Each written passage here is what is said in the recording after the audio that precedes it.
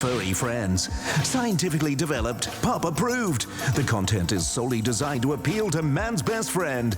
Let your dog sit around TV and be stimulated and entertained by the exciting movements and objects. Or simply chill them out with soothing sounds and images. Just sit back and enjoy the fun of watching TV with your pooches. Dog TV. Saturday and Sunday nights at 8 on ViuTVSix. Provocative stories that have changed lives. Insightful interviews with notable figures from the worlds of news, politics, and entertainment. ViuTV6 brings you one of the most esteemed news magazines, ABC News 2020. Sunday night at 9:30 on ViuTV6.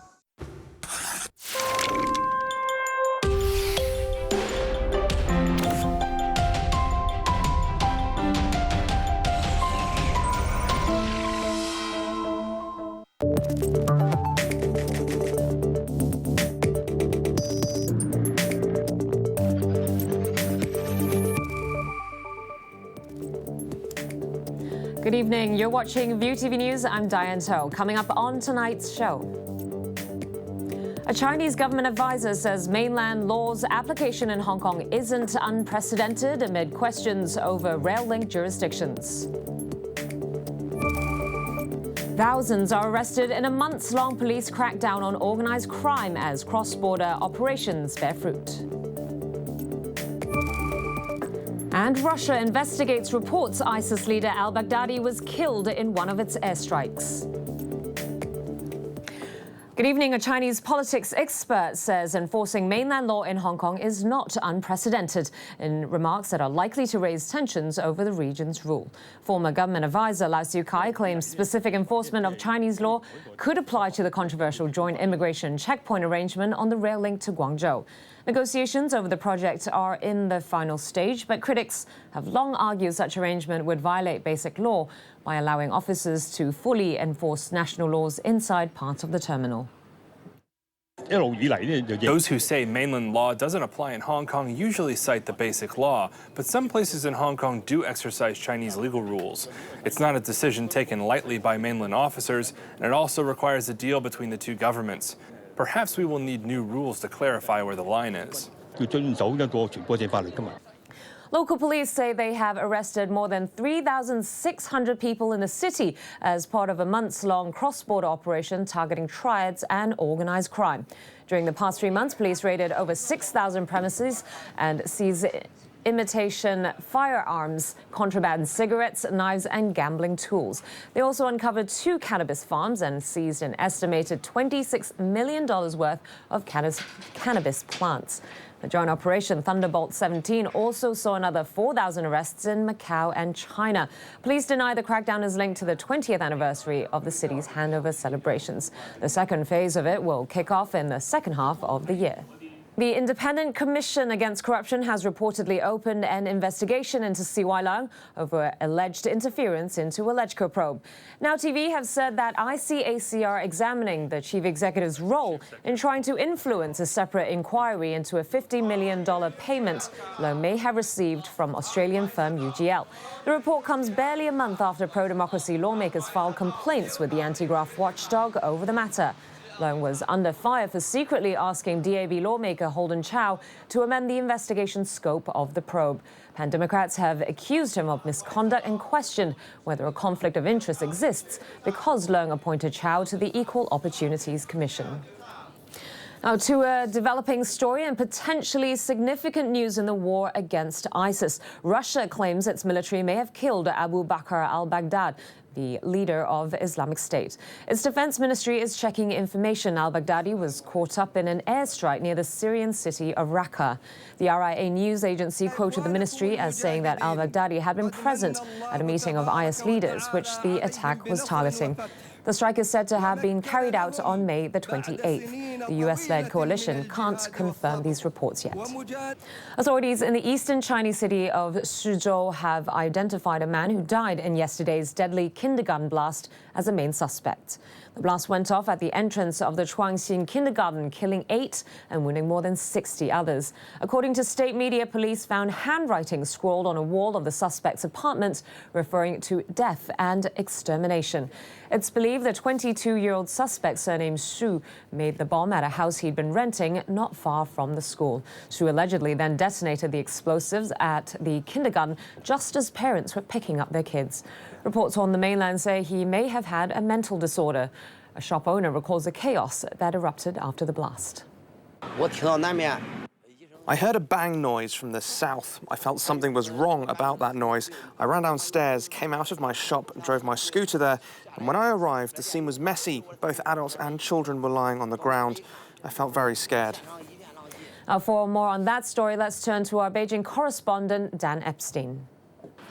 Well, the explosion tore through the entrance of a local kindergarten, and so far 8 people have been killed. 2 were killed on site, 6 more died while receiving care at a local hospital. On top of this, 65 people have been injured and 8 are still in critical condition. Now, police are still investigating the cause of the blast, but according to early state media reports, it may have been caused by a faulty gas cooker. Now, police have also identified one likely suspect and are treating this as a criminal investigation. At the moment, many experts and doctors are being brought in from the surrounding regions to help out with the sheer scale of people in need of medical assistance. Elsewhere in the region, an American student released from North Korea this week has an extensive loss of brain tissue, according to doctors in the U.S. Otto Warmbier was given back to U.S. authorities earlier this week in a coma, which Pyongyang said was caused by botulism. Doctors in Cincinnati said the student had no signs of the potentially fatal disease, and despite clear evidence of brain damage, he was stable and still receiving treatment. He had been sentenced to 15 years of hard labor in North Korea in March 2016 after allegedly trying to steal an item with a propaganda slogan. His neurological condition can be best described as a state of unresponsive wakefulness. He has spontaneous eye-opening and blinking. However, he shows no signs of understanding language, responding to verbal commands, or awareness of his surroundings. Speaking of North Korea, diplomatic bosses from the U.S. and China plan to meet next week to talk more about curbing the rogue state's nuclear and missile programs. The talks will form the inaugural session of the U.S.-China diplomatic and security dialogue, which was announced by Presidents Donald Trump and Xi Jinping in April. The U.S. has been publicly blunt that it wants more help from China in pressuring Pyongyang to drop its weapons programs. North Korea has launched dozens of missiles and staged 2 nuclear bomb tests since the beginning of last year. Vice President Mike Pence has hired his own lawyer as the investigation into alleged links between Donald Trump and Russia rolls on. Pence becomes the 3rd administration official to hire legal counsel after the president himself and his son-in-law, Jared Kushner.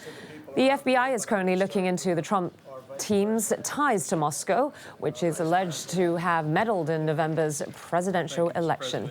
A spokesman says the VP was looking forward to a swift conclusion of the matter.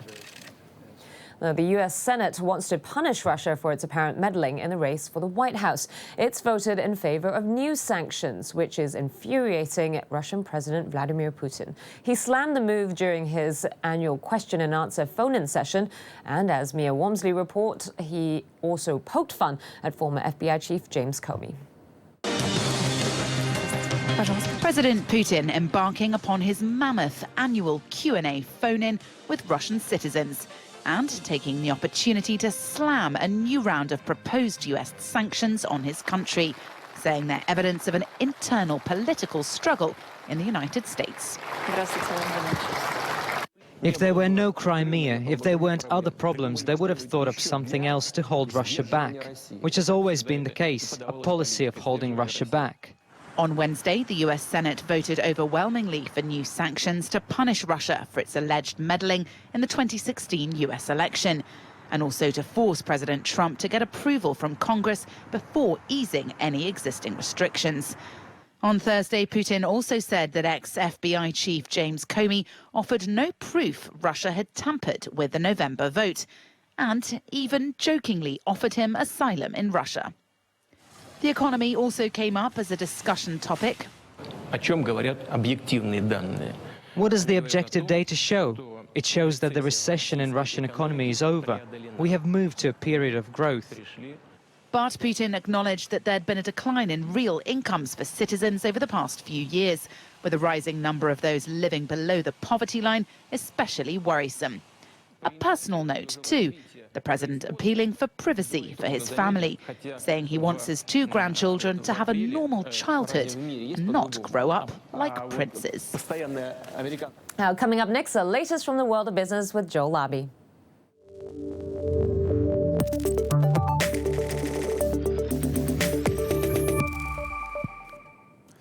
Good evening. A flat day to cap off an otherwise turbulent week for Hong Kong stocks. The Hang Seng Index adding just 0.2% to finish at 25,626. Still, shares here are down about 1.4% for the week, the biggest weekly loss in 3 months. Much of that investor nervousness was fueled by a tech sell-off on Wall Street and concerns mortgage rates may rise after the US Fed and Hong Kong Monetary Authority raised rates. Now, Oscar winner Leonardo DiCaprio is in the sights of US authorities. It's not what the actor has done, but what he has that's of interest. The Justice Department wants to seize a Picasso painting they say was bought for the Oscar winner with money stolen from Malaysia's 1MDB government fund. Simon Thompson reports. US authorities have moved to seize a Picasso painting given to American movie star Leonardo DiCaprio and the rights to 2 Hollywood comedies as they filed complaints to recover about $540 million they say was stolen from the One Malaysia Development Berhad Sovereign Wealth Fund. The US Justice Department filing is the latest legal action tied to alleged money laundering at the fund set up by Malaysian Prime Minister Najib Razak in 2009 to promote economic development. In the complaints, the department alleges more than $4.5 billion was taken from 1MDB by high-level fund officials and their associates. 1MDB could not be immediately reached for comment. Right now, this is impacting a lot of entities. It's impacting huge banks who were part of, structuring loans based on some of these funds. It's impacted people in the entertainment industry, including Red Granite Pictures, which produced Wolf of Wall Street, Dumb and Dumber 2, and a bunch of other films. A spokesman for DiCaprio said in an emailed statement that the actor last July initiated the return of gifts that he'd received from financiers connected to the 1MDB case. The spokesman said DiCaprio also returned an Oscar won by actor Marlon Brando that was given to DiCaprio by Red Granite to thank him for his work on The Wolf of Wall Street, the statement said. Leonardo DiCaprio has reacted very carefully to this whole thing, emphasizing that he's cooperating with authorities. Celebrities all the time are gifted items, and I'm sure if you ask them, a lot of the times they have no idea where it's coming from.